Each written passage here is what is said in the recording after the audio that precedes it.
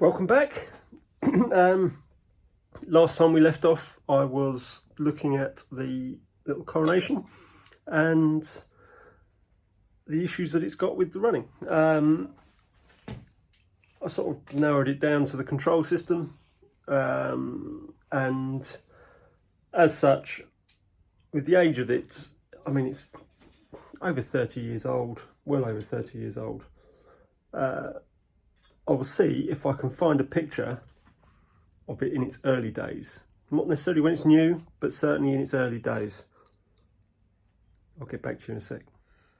So there it is. That's the little Coronation when she was more or less new. Painted black at the time. You can't easily see because of the sun reflecting off of it in the picture. And there is me, some 30 odd years ago. I keep looking to try and see if there's a date on this, and there isn't, unfortunately. But yeah, the Dad's Jag in the background might be able to date it a little bit. I'll have a chat with him, see what I can come across. So yeah, long time ago now, and it's certainly done a lot of work in that time. So there you go. That was me 35 years ago with this little engine at the club. But in that time, it's done a lot of running. So what I've decided to do, I've taken a bit of advice from a couple of the guys of you that commented on here. I've done a bit of research myself into the options, and it was down to M-Tronics for me and 4QD. Speaking to a couple of guys, the 4QD, it's easier if I want to add radio control at a later date. So I can just, the plug-in system that adds into that is a much more user-friendly system. So I've been onto 4QD. This turned up today, and very shortly I will be looking into that. However, I've been having a few issues with my sciatica playing up, which I'm slowly getting through. I try not to let it hold me back, but at the times when it's bad, I feel like I should take it easy and put myself on light duties. So with that in mind, I bought some new lights, LED strip lights. So I bought 10 of them.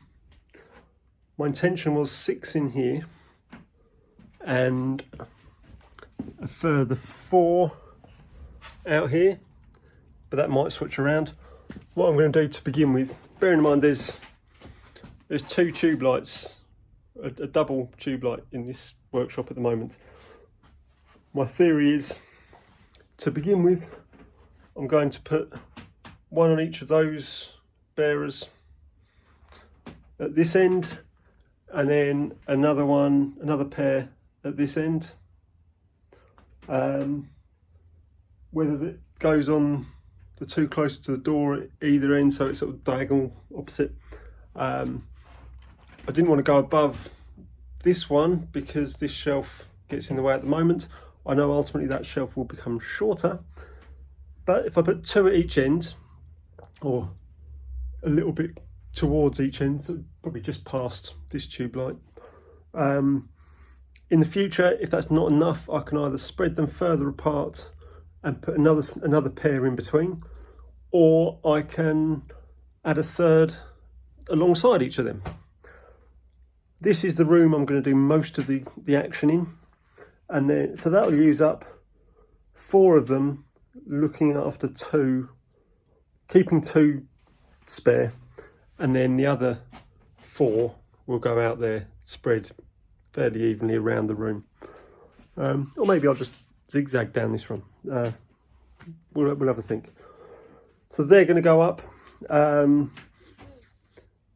while I'm on light duties, I was having a little look around on Amazon. I found this little lamp, USB powered.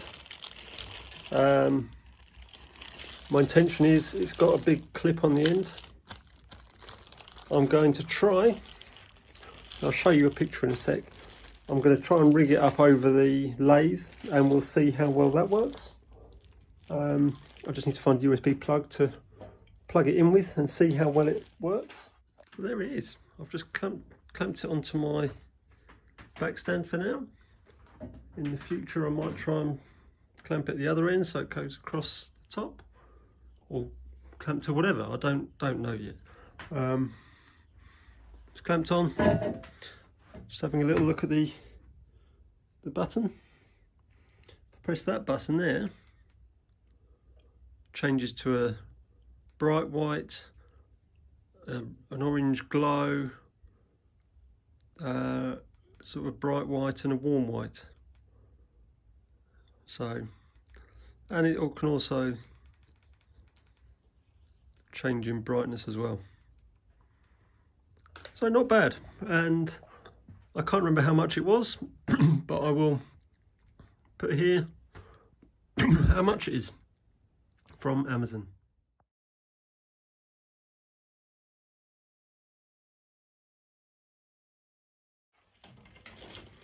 And I found this little light, little sewing machine lights. I have had it open already. A bit more difficult with one hand, but it's got a little bracket. It's got two of those little brackets. So, and it just slides into that little bracket.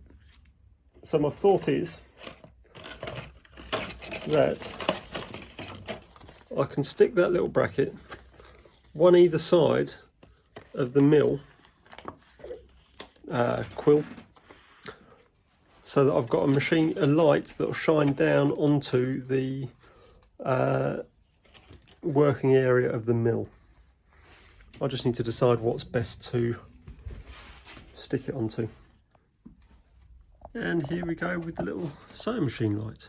Again, I should have checked up how much it was before I filmed this, but it's a good light there. I've just stuck it on to there, and I've put one on the other side as well. Pack came with two of them, so yeah, whichever side you're working, it can be folded up out of the way because it's quite flexible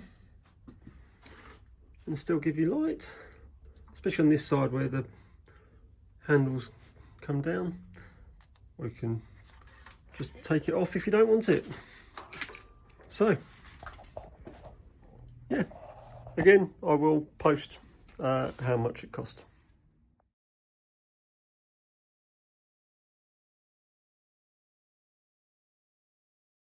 So that's where we are. Only a quick update. I haven't really done much since investigating the Coronation.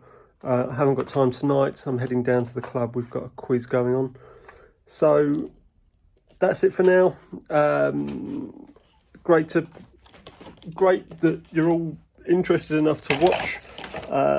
I'm always gobsmacked by the feedback that I get, and at the time of filming, 921 subscribers, which I just find bizarre that there's that many people interested in what I'm doing.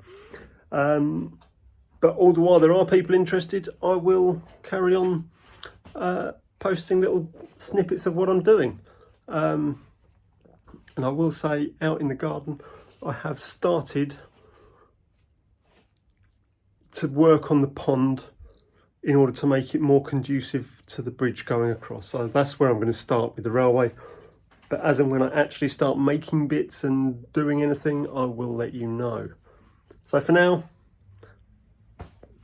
just thank you so much for tuning in. If you haven't subscribed, please do.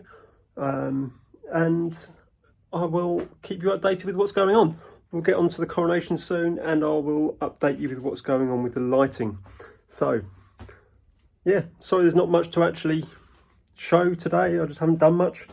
But for now, thank you so much.